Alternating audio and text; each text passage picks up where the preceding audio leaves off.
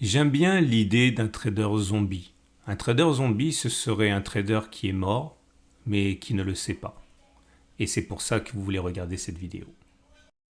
Salut, c'est Rado, content de vous retrouver pour la mise à jour de l'analyse technique du CAC 40. Alors, une nouvelle séance de hausse, faut-il s'en étonner? Je ne pense pas. La première des raisons pour laquelle il ne faut pas s'en étonner, c'est que c'est la période de fin d'année, le rallye, etc. Ça monte, point. Il ne faut pas non plus s'en étonner parce qu'on a un objectif haussier qui a été déterminé par le twist du nuage, on le sait, je répète ça, je suis désolé pour les petits nouveaux. L'idée c'est de prendre la distance qui a été parcourue avant le twist, comme ça, et de reporter cette distance au-delà du twist. J'utilise, comme vous le savez, plutôt les Fibonacci, ça revient exactement au même. Je mets le point bas sur le minimum du cours, je mets 50% au milieu et on a un objectif qui a été déterminé ici, ça fait un moment, hein, ça date pas d'aujourd'hui, à 7436. Et puis surtout, on le sait, on est parti pour assister, enfin on assiste pardon, à une chasse au stop hein, depuis maintenant quelques jours, quelques semaines, et le jeu des algos et des institutionnels, c'est de forcer les spéculateurs à la baisse de racheter leurs positions, qui étaient spéculatives mais à la baisse. Bref, prendre leurs pertes, bref encore acheter et automatiquement, puisqu'ils achètent, eh bien ça fait monter le CAC 40 mécaniquement. Donc à ce niveau, c'est pas ça qui me surprend. J'avais expliqué également hier que je ne voyais pas comment le gap ne saurait être comblé vu que les gaps sont généralement comblés et que ça fonctionne un petit peu. J'aime bien l'image du trou noir. Plus on s'approche d'un trou noir, plus il est difficile d'échapper à ses effets. Et là, c'est vrai que ça aspirait automatiquement les cours. Donc ça, c'est normal. On pouvait s'attendre à ce que ça continue de monter, comme on peut d'ailleurs s'attendre à ce que ça monte encore un petit peu. Ce qui est étonnant, c'est que je pensais vraiment qu'on allait, à un moment ou à un autre, aller chercher un support pour reprendre notre souffle et remonter 7254, 7213 ou 7100, 7000 pour repartir de l'avant. Il n'en a rien été. C'est eh bien un bâton rompu, non pas un tambour battant, pardon, que les cours progressent.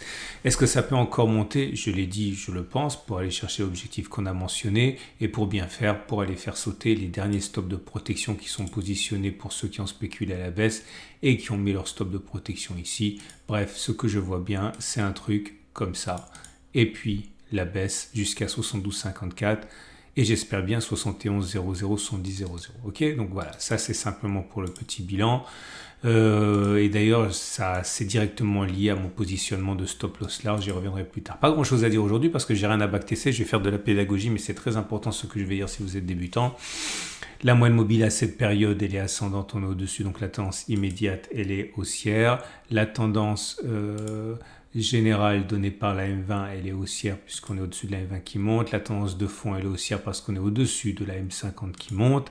La tendance de long terme est haussière puisqu'on est au-dessus de la M200 qui monte. Vous vous rappelez, on avait testé ça, j'avais expliqué que si on avait 3 clôtures au-dessus de la M200, on était parti pour progresser significativement. Et bien, vous voyez ce qui se passe actuellement, encore une fois, au coup par coup comme ça semble véritablement surprenant, mais dans le détail, vous voyez que tout fonctionne conformément aux différents tests que l'on avait fait. Et donc, il n'y a qu'au fur et à mesure le soir des évolutions qu'on peut s'en émouvoir, mais si on regarde froidement la situation, on savait que c'était plausible que ça continue de monter. Hein. Le chandelier japonais du jour, il n'y a rien à dire, il est bon, il ne faut pas chercher le mal partout. C'est un chandelier qui est vert, c'est-à-dire que c'est un chandelier qui termine plus haut qu'il a ouvert. En plus, 0,8%, 0,7% au compteur. Hein. C'est bon. Les bougies Aiki Nashi sont également haussières. Bon, c'est pas magnifique, mais ça reste quand même une bougie haussière puisque c'est vert et qu'il n'y a pas de mèche basse. Et au risque de vous être insupportable, Three-Line Break délivre encore un bloc vert. Voilà, donc c'est la raison pour laquelle j'adore cet indicateur. Je ne le répéterai jamais suffisamment. Comme filtre, c'est quand même difficile de faire mieux. Non, moi, ce dont j'aimerais vous parler aujourd'hui, parce que ça y est, c'est désolé, j'ai rien d'autre à tester, tout a été testé. Je suis déjà monté sur les données mensuelles dans la vidéo d'hier pour la stratégie, là, j'ai plus rien du tout. Non, moi, ce dont j'aimerais vous parler aujourd'hui, c'est un échange sur lequel j'ai passé un petit peu de temps. Tu te plantes une fois sur deux comme tout le monde. Bah, c'est pas exactement vrai, puisque encore une fois, cette année, j'ai réussi dans 70% à voir où allait le marché. L'année dernière, c'était un peu plus, mais c'est pas important. Non, ce qui m'importe, c'est ça. La fameuse règle des 0,5%. Ok. Bon, c'est pathétique d'investir aussi peu. Et qui peut avaler ça ou le reproduire. Bon, voilà. Alors, pourquoi le fameux 0,5%? Parce qu'en gros, ce que dit ici, c'est en substance, pourquoi est-ce que je m'embêterais si ce n'est pour risquer que 0,5% de mon capital? Je peux l'entendre, franchement, il n'y a rien de surprenant à se dire je travaille dur, c'est pas pour gagner des clopinettes. Maintenant, imaginons parce que bon, l'idée c'est que derrière, le monsieur, lui, défend avec d'autres des positions beaucoup plus importantes. Alors les positions les plus importantes, telles que l'imaginent les traders, on va dire peut-être novices, c'est 5, 10, 15, 20, 30, 50. J'ai même vu des gens qui étaient investis à 50-60% de leur compte sur un trade.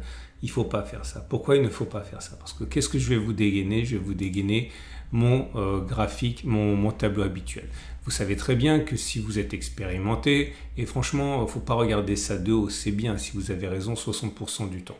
Okay, 60% du temps, ça vous met quand même du côté des traders qui ont de la bouteille. Imaginons que vous ayez un capital de, allez, 1000 euros. Okay, imaginons que vous ayez un capital de 1000 euros et que vous décidiez, bah voilà, vous n'allez pas vous embêter pour rien, vous allez miser 20% de votre capital par trade. Bref, si vous perdez 200 euros. Okay, parce que c'est bien de ça dont on parle pour s'enrichir vite. Et imaginons donc encore une fois que vous ayez un taux de réussite de 60%. 60%, ça veut dire que vous avez 63% de chances d'avoir 5 trades perdants d'affilée. Il faut bien comprendre ce que ça veut dire. Vous êtes à 2 chances sur 3, quasiment, d'avoir 5 trades perdants d'affilée sur une série de 100 trades. Autrement dit, c'est inéluctable, entre guillemets. Okay, ou encore, si vous préférez, sur une série de 100 trades en faisant ça, vous allez donc avoir 1000 euros. Vous allez perdre, si vous avez risqué 20% de votre capital par trade. Au bout d'un trade, il vous reste 800. Au bout de 2, au bout de 3, au bout de 4, au bout de 5. Au bout de 5 trades, et on a vu que vous aviez 66% de chance, 62% de chance d'avoir 5 trades perdants d'affilée au moment où un autre sur une série de 100 trades, vous avez 327. Bref, il vous reste un tiers de votre capital.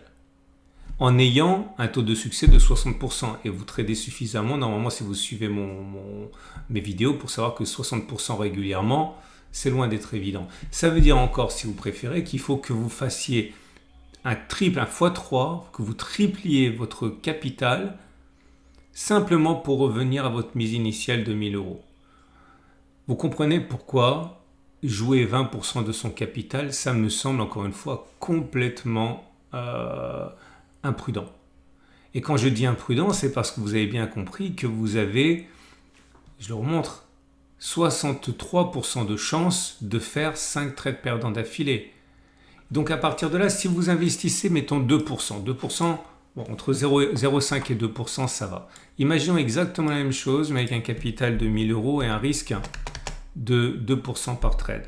Donc il vous reste au bout d'un trade perdant 980 et au bout de 5 trades perdants, il vous reste... non, c'est au bout de 6 trades perdants, c'est pas grave. Au bout de 6 trades perdants, il vous reste 90% de votre capital. Bref, vous faites plus 11%, vous revenez à l'équilibre et non pas plus 200 et quelques pourcents si vous avez investi 20% de votre capital. Bref, voilà. Ce que je veux vous dire là, c'est que moi je comprends, et je vais terminer avec ça, je comprends l'idée qu'on ne veuille pas s'embêter pour des clopinettes. Et qu'on veuille effectivement tenter un peu comme quand on va au casino ou quand on joue au loto, le grand coup, le gros coup. Et honnêtement, qui suis-je pour vous juger? Si la vie était rationnelle, ça se saurait. Encore heureux qu'on s'amuse, qu'on s'éclate. Il est tout à fait légitime d'avoir un trading festif. Ok, voilà, il m'arrive de jouer au loto, je sais pertinemment que je risque 100% de mon capital, et je le joue en connaissance de cause et je le perds. Il m'arrive de temps en temps de faire des choses stupides avec mon... Non, pas de temps en temps, régulièrement. Je dirais que sur 100 euros que je dépense, il y a au moins la moitié, ce sont des dépenses qui ne sont pas rationnelles.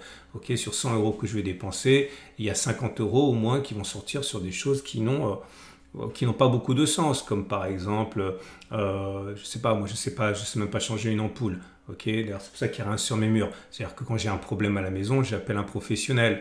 Quand j'ai envie d'aller manger au McDo avec mes enfants, je vais manger au McDo. Quand j'ai envie d'aller au cinéma, je vais au cinéma avec mes gosses, etc. Alors que d'aucuns pourraient dire, attends, c'est pas logique, tu ferais mieux de regarder un truc à la télévision sur Netflix avec un vidéoprojecteur, tu ferais mieux de te faire des burgers toi-même, c'est bien meilleur pour la santé. Pourquoi tu dépenses autant pour un professionnel alors que tu pourrais apprendre à faire les choses toi-même? Donc voilà, on ne fait pas tous des choses qui sont rationnelles, et encore une fois, avoir un trading festif, c'est totalement ok.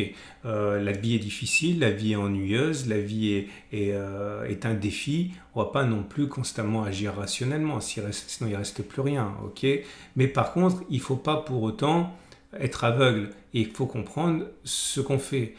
Avoir un trading festif et miser 30% de son capital en visant le gros coup, c'est d'accord, mais il faut savoir que statistiquement, vous allez les perdre, c'est tout. Et c'est absolument pas critiquable si vous savez dès le début que vous jouez à ça. Voilà. Je voulais le dire parce que de toute façon, j'avais rien d'autre à dire.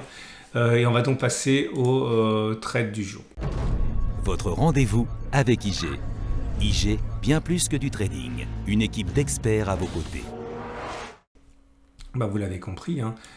Si vous êtes haussier, je ne pense pas que le moment soit le mieux choisi.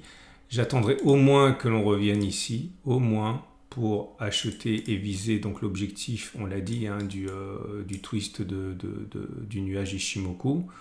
Bon, regardez, je vous montre le ratio gain-risque, avec un objectif, on l'a dit, hein, qui serait d'aller chercher, il ne reste plus grand-chose sur l'os, hein, mais voilà, si vous achetez ici, que vous visez cet objectif-là, avec un stop de protection ici, vous avez un ratio de 2 points, c'est pas mal. Maintenant, si vous êtes patient et que vous attendez de revenir plutôt sur les 7000, 7100, mais ça à condition qu'on n'ait pas déjà touché l'objectif, hein. Vous avez un ratio gain-risque bien meilleur de 2,5, ok. Quant à moi, vous le savez, j'ai plutôt spéculé à la baisse, mais j'ai spéculé à la baisse, comme vous le savez, en rentrant 2 demi-risques. Okay. Enfin, un demi-risque pour l'instant, je suis rentré ici, à l'orée de la zone orange. Okay. J'ai dit que je rentrerai l'autre position en haut de la zone orange. Okay. Enfin, ici à peu près, avec un stop de protection large. Voilà, c'était un petit peu long, c'est une excellente journée, vous avez plein de vidéos qui vous attendent, notamment de l'or. Là, franchement, si vous n'avez pas vu sur l'actualité que l'or explose, qu'on a inscrit un record, c'est que vous ne regardez pas la télévision, parce que maintenant, on en parle absolument partout. Vous avez une vidéo juste à la fin de celle-ci pour savoir où on en est exactement sur l'or, et si c'est trop tard ou si c'est bon moment pour acheter. À demain pour la mise à jour.